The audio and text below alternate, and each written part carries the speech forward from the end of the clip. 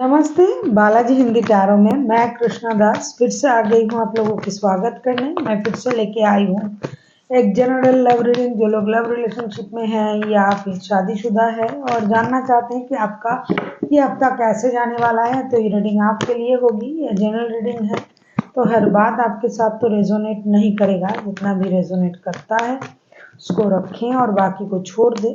हो सकता है बाकी रीडिंग किसी और के लिए हो। सनसाइन मूनसाइन या फिर नाम राशि से भी अगर आप कैंसर हो यानी कर्क राशि हो तो ये रीडिंग आपके लिए होगी। ये जनरल रीडिंग है तो हर बात आपके साथ रेजोनेट करेगा ऐसा नहीं होगा। जितना भी रेजोनेट करता है उसको रखें और बाकी को छोड़ दें। हो सकता है बाकी रीडिंग किसी और के लिए हो। ये जनरल रीडिंग है तो हर बात आपके साथ रेजोनेट नहीं करेगा। जितना भी रेजोनेट करता है उसको रखिए, बाकी को छोड़ दीजिए।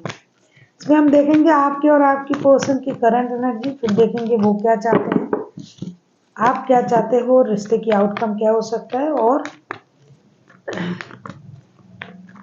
लवर्स ऑरिकल गाइडेंस कार्ड से हम आपके लिए गाइडेंस निकालेंगे कि आपके लिए क्या गाइडेंस दे रहा है ये लवर्स ऑरिकल डेक।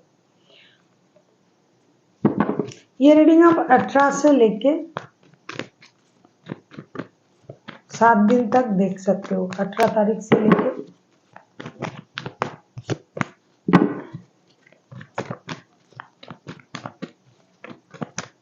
देख लेते हैं आपकी पर्सन की करंट एनर्जी।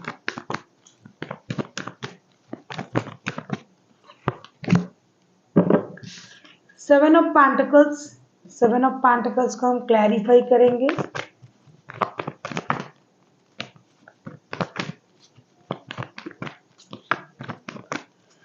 आपके पर्सन है जो तन मन धन सब छोड़ के बिंदास तरीके से इंतजार में लगा हुआ है। एक तो फिनेंशियल स्टेबिलिटी आए उसका, दूसरा आपके तरफ से कोई गुड न्यूज आए।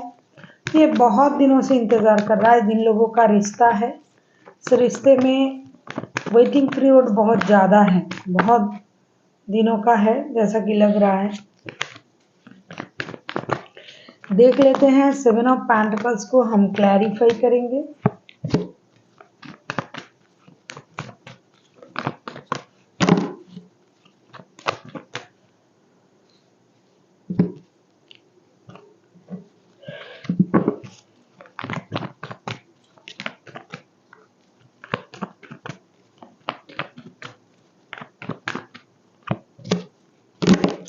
सेवन ऑफ पेंटिकल्स को हम क्लैरिफाई करेंगे the magician, 3 of pentacles and हाउमेट के कार्ड के साथ।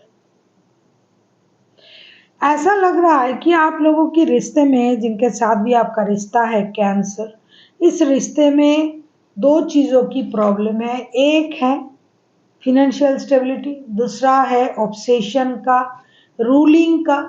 कोई जिनके साथ आप रिश्ते में हो वो हमेशा रिश्ते को अपने तरीके से चलाना चाहते हैं। माइंड गेम, मैनिपुलेशन, इन चीज़ों में रिश्ता चल रहा है, जिसकी वजह से या तो आप खुद इस रिश्ते में माइंड गेम या मैनिपुलेशन का शिकार हो, या फिर ये खुद आप ऐसा करते हो, जिसकी वजह से इस रिश्ते में एक स्टकनेस आ गया है। इस रिश्ते में जो होना है वो नहीं होके रिश्ता रुक सा गया है।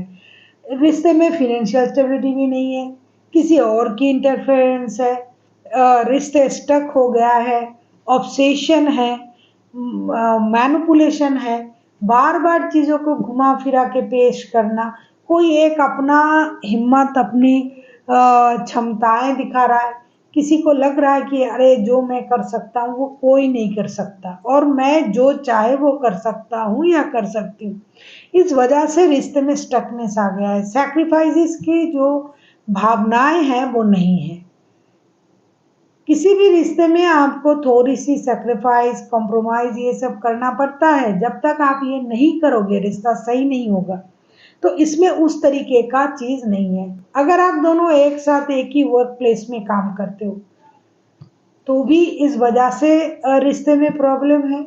अगर आप किसी आपके आपसे ऊपर कोई बॉस वगैरह कोई है जिसके साथ आप काम करते हो, उसके साथ आपका रिश्ता है, ऐसा है तो भी प्रॉब्लम कर रहा है आपको, क्योंकि रूल्स करना, अपनी मर्जी चलाना, वो काम में भी कर रहा है, रिश्ते में भी कर रहा है।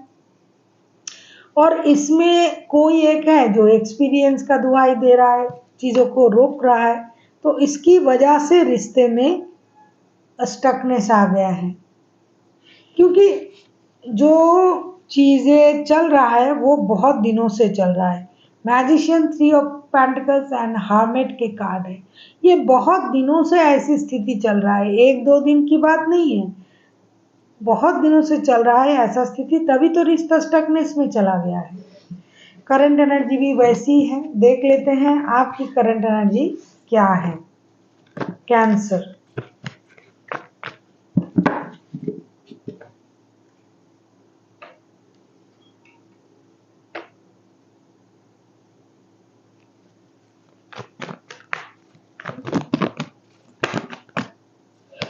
देख लेते हैं आपकी करंट एनर्जी क्या है।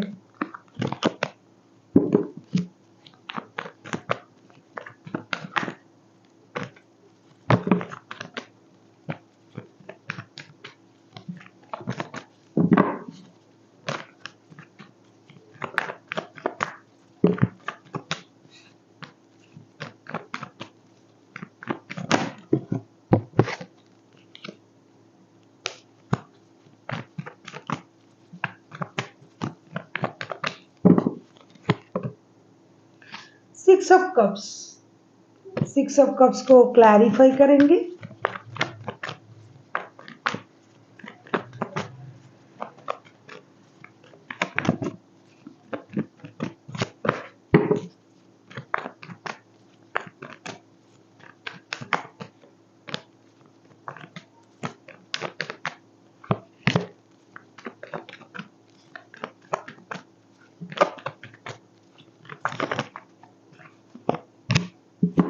पैसों के मामले जोर शोर से दिखाई दे रहा है, थर्ड पार्टी सिचुएशन भी है कुछ लोगों के रिश्ते में, आपके अलावा भी कोई और है रिश्ते में, या फिर आप खुद थर्ड पार्टी हो।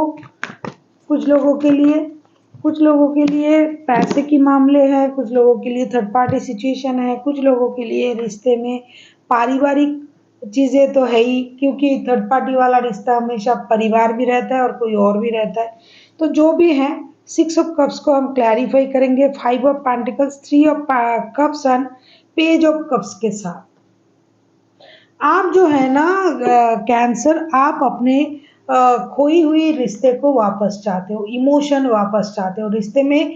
खोई हुई रिश्ता मतलब नो कांटेक्ट, ये वो नहीं, ये रिश्ता जो है ना ये स्टकनेस में चला गया, ना प्यार है, ना इमोशन है, ना एक क्या बोले उसको, जो एक फ्लुएंटनेस रहता है कि हर स्वाभाविक चीज़ें जो है, ये सब कुछ नहीं है रिश्ते में। ये रिश्ता एक जैसे रोबोटिक रिश्ता बन गया है, और आप चाहते हो कि रिश्ते में वो पुराना जो चार्म था वो वापस आ जाए। आप उन चीज़ों को याद करके दुखी हो रहे हो। आप दोस्ती को याद कर रहे हो, पहले अब हम रिश्ते में जब थे कितना दोस्ताना माहौल था, एक दूसरे से कितना लगाव था, प्यार करते थे, कितना अच्छा स्थिति था। लेकिन अचानक से ये क्या हो गया, फाइनेंशियल लॉसेस की वजह से, किसी और की आने की वजह से इस रिश्ते में ऐसी स्थिति आ गया है कि रिश्ता है भी तो, जिनके रिश्ते हैं नो कांटेक्ट वगैरह कुछ नहीं है, लेकिन ना के बराबर है लेकिन उतना पॉजिटिव नहीं है, उतना प्रॉपर नहीं है जिस तरीके से रिश्ता होना चाहिए। तो इस वजह से आप परेशान हो, या तो आप खुद माफी मांग के चीजों को क्लियर करके रिश्ते को आगे बढ़ाना चाहते हो बात करके, या फिर आप उम्मीद कर रहे हो कि ये बंदा या बंदी आपके तरफ आए, आपसे बातें करे, रिश्ते को आगे बढ़ाए, इस स्टकनेस से बाहर आ जाए। लेकिन क्या करे, ना आपका ईगो काम कर रहा है आगे बढ़ने में, ना उनका ईगो काम कर रहा है। साथ ही साथ जिनकी थर्ड पार्टी सिचुएशन है, उनके रिश्ते में ऑलरेडी किसी और की वजह से प्रॉब्लम है, चाहे आप खुद थर्ड पार्टी हो या फिर आपके रिश्ते में थर्ड पार्टी है, इसकी वजह से प्रॉब्लम हो रहा है, जिसकी वजह से जो प्यार था, जो अपनापन था, जो एक लगाव था, वो सारा चीज अभी रुक गया है। अब वो यादों में चला गया है, अभी वो प्रैक्टिकल नहीं हो रहा है और आप चाहते हैं वो चीजें वापस आ जाए। साथ ही साथ आप अगर इनके बच्चों की माता या पिता हो तो वो आप चाहते हो कि बच्चों की वजह से चीजें सही हो। कोई ऐसी चीजें रिश्ते में आए जिसकी वजह से रिश्ता एक स्वाभाविक रिश्ता बन जाए, एक सिंपल रिलेशनशिप बन जाए, ना कि इतना स्टक, इतना भारी भरकम। मतलब जरूरत पड़ा तो बात करे, वरना ना करे। रिश्ते में प्यार नहीं है, रिश्ता है लेकिन ना के बराबर है, किसी किसी के लिए तो नो कांटेक्ट है। तो इस तरीके का स्थिति आप रखना नहीं चाहते हो रिश्ते में, लेकिन आप खुद से इनिशिएटिव भी नहीं लेना चाहते हो। देख लेते हैं ये आपकी करंट एनर्जी है। आगे चल के आपके पर्सन क्या चाह सकते हैं, कैंसर। अगर आपको रीडिंग अच्छी लगे चैनल को सब्सक्राइब कर दीजिएगा, लाइक शेयर एंड कमेंट करना भी ना भूलिएगा। किसी को अगर पर्सनल रीडिंग चाहिए तो डिस्क्रिप्शन बॉक्स में इसका डिटेल्स है, आप उसे पढ़ के मेरे साथ कांटेक्ट कर सकते हो।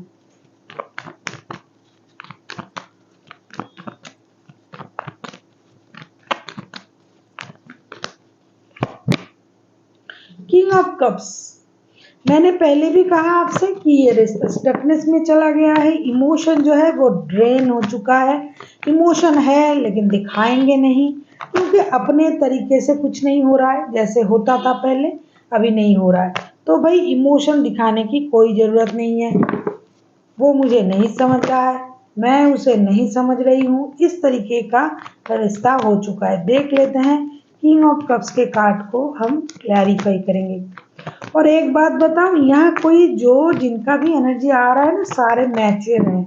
वो कोई भी बंदा या बंदी इमैच्योर नहीं है, सबको सब चीज की समझ है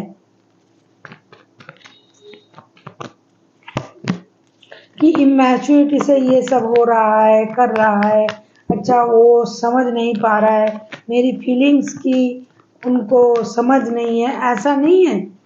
दोनों के दोनों जानबूझ के ऐसा कर रहा है। देखो बॉटम ऑफ द डेक में आया है टू ऑफ कप्स के कार्ड, मतलब दोनों को ही पता है ये सोल कनेक्शन, ये वो है, ये रिश्ता जुड़ने वाला रिश्ता है, तोड़ने वाला रिश्ता नहीं है, फिर भी ऐसा हो रहा है। मतलब जानबूझ के कर रहे हो ना आप लोग।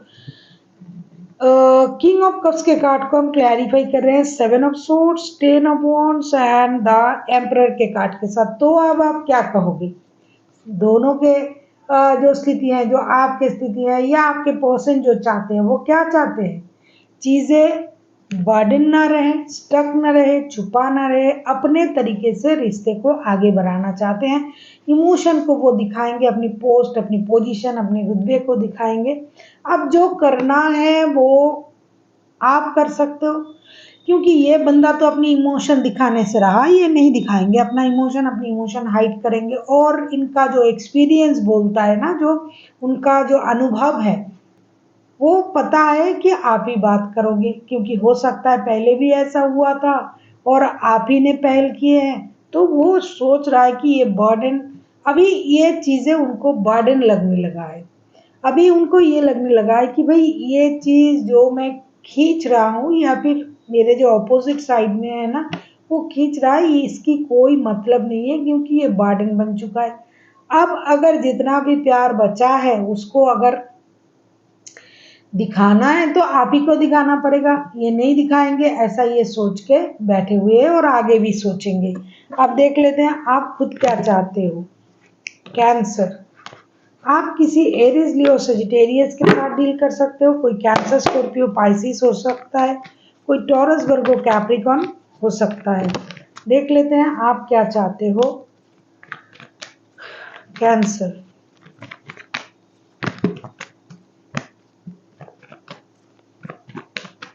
अगर आपको रीडिंग अच्छी लगे चैनल को सब्सक्राइब कर दीजिएगा, लाइक शेयर एंड कमेंट करना भी ना भूलिएगा। किसी को पर्सनल रीडिंग चाहिए तो डिस्क्रिप्शन बॉक्स में डिटेल्स है, आप उसे पढ़ के मेरे साथ कांटेक्ट कर सकते हो। देख लेते हैं आपके पर्सन जो है, तो वो तो अपना सोच छुपा के रखे हैं। अब देख लेते हैं आप खुद क्या चाहते हो। Page of suits, page of suits को क्लैरिफाई करेंगे।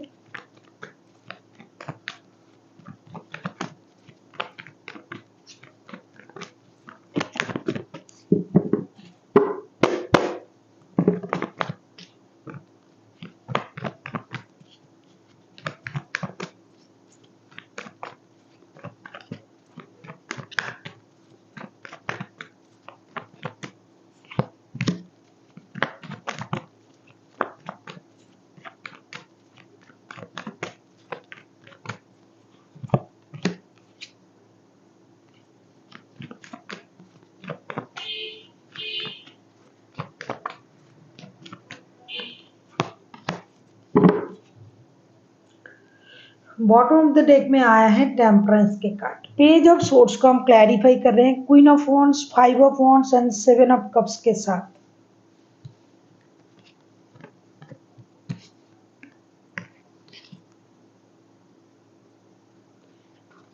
आप जो हो ना, आपके पास क्लैरिटी नहीं है। एक बार आपको लग रहा है कि रिश्ता अच्छा हो जाए, वापस आ जाए, इमोशन वापस आ जाए तो सब कुछ सही हो जाएगा। फिर आपको पुरानी बातें याद हो रहा है, कभी प्यार की बातें, कभी लड़ाई की बातें। कभी आपको ये लगेगा कि अरे भाई इस रिश्ते में तो बहुत ज़्यादा माइंड गेम, मैनिपुलेशन, लोगों की इन्वॉल्वमेंट है, रिश्ता बैलेंस नहीं हो पा रहा था। तो आप इन बातों को सोच के कंफ्यूजन में चले जाओगे और आपको क्लैरिटी ना होने की वजह से आपका जो माइंड है वो डिस्ट्रैक्ट होता जाएगा। आप कितना भी बैलेंस करने के बारे में सोचो लेकिन नहीं कर पाओगे।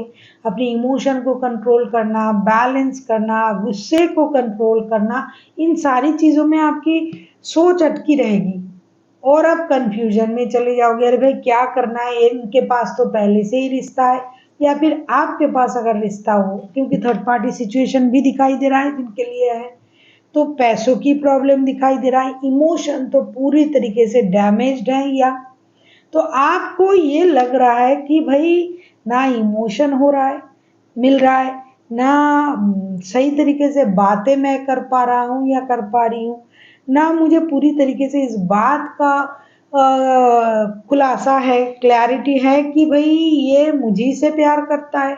तो इस वजह से आप में तरह तरह की कंफ्यूजन क्रिएट होगी और आप परेशान हो जाओगे। अभी हम देखेंगे, और आप स्टॉकिंग भी कर रहे हो इनको, आप पुराने कुछ बातों को रिवील भी करना चाहते हो, या तो आप या तो आपके पर्सन की पुरानी कुछ राज खुल जाए। आप ऑनलाइन इनको स्टॉक भी कर रहे हो कि उनका कुछ राज निकल आए, सच्चाई निकल आए, या फिर ये कर रहे हैं। तो ऐसी स्थिति में रिश्ते खिचड़ी बन के रह गई। लेकिन फिर भी आउटकम देखने के बाद ही पता चलेगा, क्योंकि कभी कभी आउटकम सारे चीज़ों को बदल देता है, क्योंकि ये इमोशन है ना, कभी भी बदल सकता है। आजकल मैं ज़्यादा रीडिंग नहीं छोड़ पाती हूँ, क्योंकि मेरा हाथ जो है वो टेनिस एल्बो का, पता है आप लोगों को, टेनिस एल्बो हुआ है, क्योंकि हाथ में इस तरीके से रख के कार्ड शफल करती हूँ, प्राइवेट रीडिंग भी बहुत करती हूँ, उसकी वजह से हाथ में दर्द है। डॉक्टर ने मना किया है इस तरीके से, वरना ये जो कैंसर का रीडिंग है वो तो मैं फायर साइन के साथ ही छोड़ती थी, लेकिन अब से ये नहीं होगा।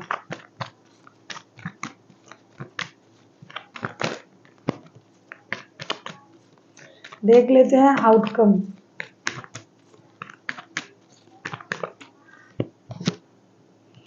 टेम्परेंस, टेम्परेंस दो दो बार आए हैं, एक बार बॉटम ऑफ द डेक में और एक बार मैंने कहा ना कि कोशिश अगर अब कोई करता है तो कोशिश करने वालों की हार नहीं होती। देख लेते हैं, टेम्परेंस के कार्ड को क्लैरिफाई करेंगे।